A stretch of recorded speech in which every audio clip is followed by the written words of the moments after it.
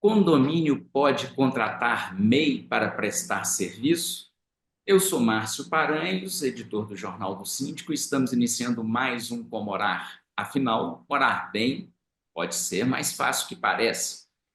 Antes de chamar o nosso convidado de hoje, pediria a você que faça aí a sua inscrição no nosso canal, que acione o sininho aí para ser notificado quando novos vídeos entrarem no ar e também dê o seu joinha, que isso ajuda demais a gente aqui no YouTube.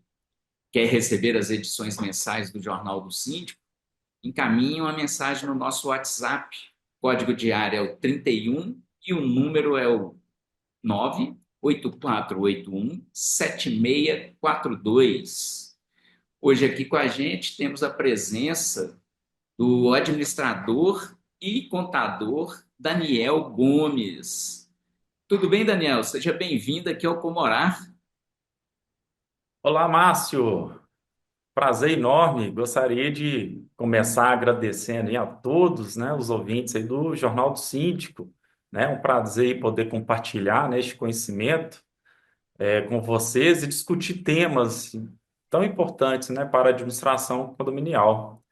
Desde já me coloco também, viu, Márcio, à disposição para esclarecer dúvidas ou receber sugestões aqui através do nosso canal também de atendimento aqui da administradora AutoSign, ok? E é uma excelente pergunta, né, Márcio? A questão sobre a possibilidade de um microempreendedor individual, MEI, né, prestar serviços para condomínios, né? É É, bastante relevante no contexto atual, né?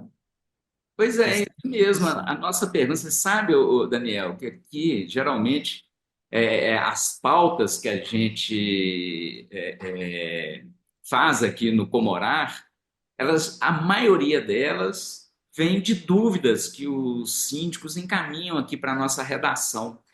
E essa foi uma, né, de uma síndica que estava na dúvida se o condomínio pode contratar um microempreendedor individual, né? Então, assim, eu não sou especialista, eu fico sempre convidando alguém, né, para vir aqui no nosso programa e bater um papo sobre esses assuntos, essas dúvidas que aparecem para a gente, né? Então, como é que fica? O condomínio pode, não pode, depende, como é que é?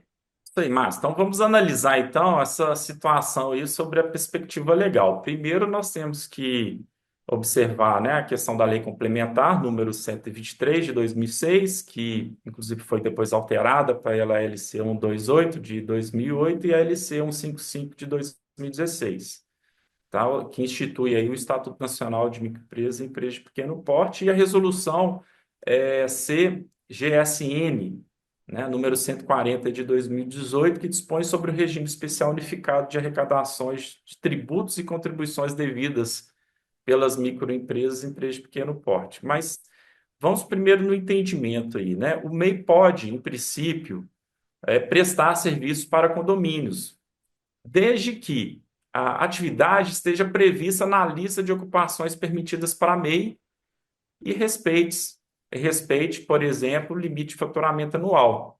Então, Márcio, o MEI essencialmente é um prestador de serviço, né? Entretanto, existem algumas limitações, né, na forma que ele pode prestar serviço sem risco de desenquadramento. Então, primeiro, o condomínio ele tem que observar esses dispositivos, ou seja, o MEI não pode, Márcio, realizar a cessão ou locação de mão de obra sob pena até de exclusão do Simples Nacional. Nesse sentido, né, o artigo 112, o parágrafo primeiro ao quarto, da resolução 140 de 2018, traz as seguintes disposições. Então, para os fins dessa resolução, considere-se aí cessão ou locação de mão de obra a colocação à disposição da empresa contratante em suas dependências ou de terceiros, de trabalhadores, inclusive o MEI, ok? Para a realização aí de serviços contínuos relacionados ou não com sua atividade fim, independente da natureza e da forma de contratação.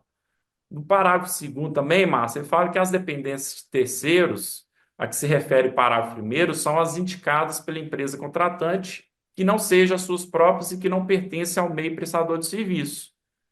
E temos aí o parágrafo terceiro, que fala: os serviços contínuos a que se refere o parágrafo primeiro são os que constituem necessidade permanente do contratante que se repetem periódica ou sistematicamente, ligados ou não à sua atividade fim, ainda que sua execução seja realizada de forma intermitente, ou por trabalhadores contratados sob diferentes vínculos.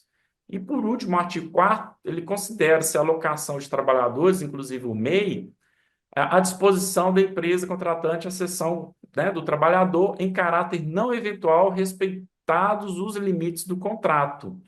Então, Márcio, existem tipos de serviços que autorizam o MEI prestar serviços mediante cessão de mão de obra, sendo eles hidráulica, eletricidade, pintura, alvenaria, carpintaria e manutenção e reparos de veículos. Ocorrendo tal situação, a empresa tomadora do serviço do MEI fica obrigada ao recolhimento, inclusive, da CPP, que é a Contribuição Previdenciária Patronal, de 20% sobre o total da remuneração paga, como determina o artigo 18, né, B da LC 123 de 2006. Além do recolhimento, Márcio, o tomador fica obrigado a prestar as informações pertinentes às obrigações acessórias do MEI, como, né, na informação do social. Então, Márcio, é muito importante ter essas observações, tá? O condomínio, ele realmente existe essa responsabilidade, né? Então, o MEI, ele deve respeitar, por exemplo, o limite de faturamento anual, que atualmente é de R$ 81.000, Parece que tem né? até um projeto na Câmara, né, para elevar esse teto, né, de R$ 80.000. Isso. Hoje o que tem é, esse valor ele pode ser elevado em até 97.200, tendo em vista que quando o empreendedor ultrapassa aí o limite anual em até 20%, ele pode continuar como MEI, por exemplo, até o final do ano. Mas dessa maneira, Márcio, caso você ultrapasse o limite anual do MEI em até 20%, você, para o próximo ano, né, no caso, se o empreendedor, durante o ano de 2025, ele ultrapassou esse adicional de 20%, em 2026 será obrigado a mudar de MEI para microempresa, né, que é o ME ou empresa de pequeno porte, o EPP, ok? E Daniel, você quer concluir? Pode concluir. é importante, né, ficar bem claro sobre essa questão das restrições, né? Então, o MEI não pode ter mais de um estabelecimento, nem participar de outra empresa como titular, sócio administrador, tá? E envolve também a responsabilidade do condomínio. O condomínio, ao contratar o MEI, Márcio, ele deve estar atento às obrigações trabalhistas e previdenciárias, evitando, então, caracterização de vínculo empregatício, tá? Já existe aí entendimentos relevantes sobre a relação entre prestador de serviços, né, em condomínios, né? Ou seja, a terceirização de serviços pelo condomínio não transfere a responsabilidade pelo adimplemento das obrigações trabalhistas. Isso está até na súmula 331 do TST, tá? Aplicada analogicamente. Então, fazendo uma conclusão e das recomendações, então, considerando os pontos acima, podemos concluir que, né, é legalmente possível que o MEI preste serviço para condomínios, desde que respeitadas as atividades permitidas e os limites de faturamento. O condomínio ele deve tomar precauções para evitar a caracterização de vínculo empregatício, como não estabelecer horário fixo ou jornada de trabalho, não fornecer ferramentas ou equipamentos de trabalho, não exercer, por exemplo, subordinação direta sobre e-mail, né? Então, Márcio, é recomendado que o condomínio ele verifique, né, se a atividade MEI está regularizada e dentro das obrigações permitidas, formalize a contratação por meio de contrato de prestação de serviço, exija a emissão de nota fiscal pelos serviços prestados, né, e mantenha a documentação que comprove a regularidade do MEI, CNPJ ativo, certidões negativas, né, dentre outras. Então, eu ia até te perguntar isso, né? Os cuidados, né, para a contratação de um MEI. Acho que você já até esclareceu bem esse ponto.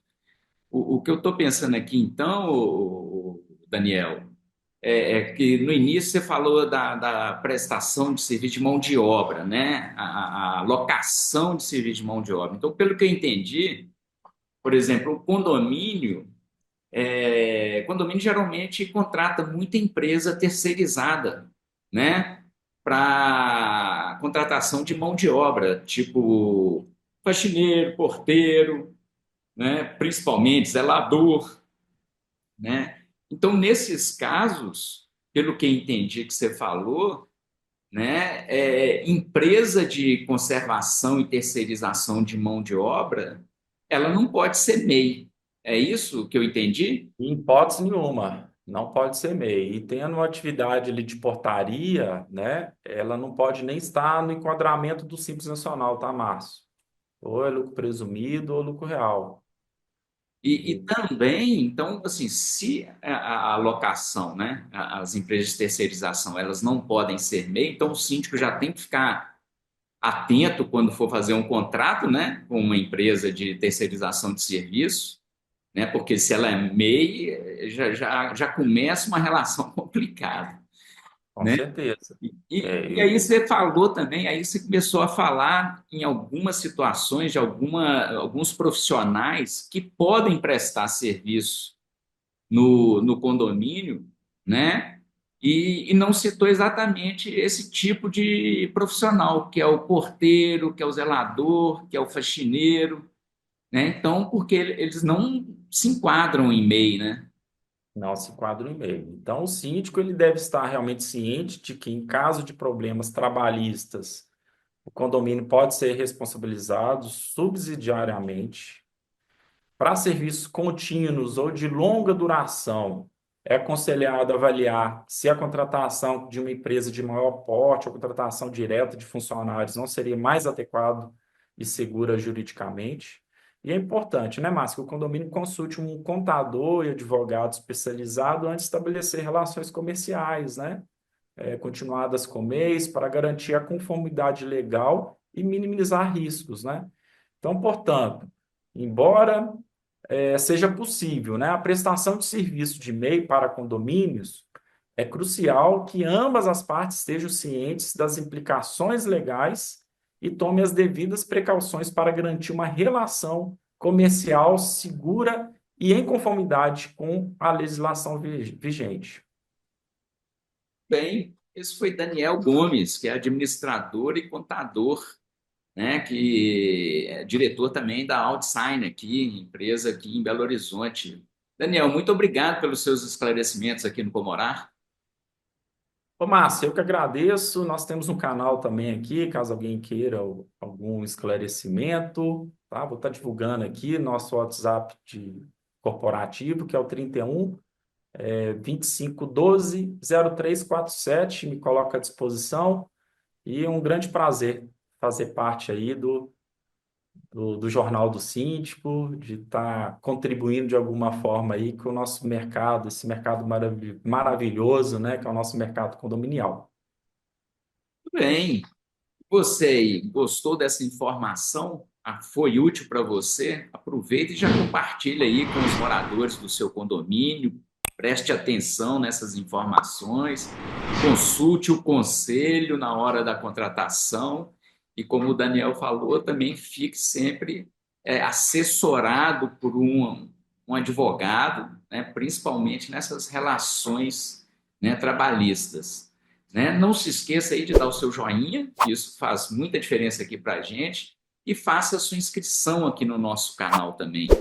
O Comorar volta numa próxima oportunidade com novos vídeos. Até lá!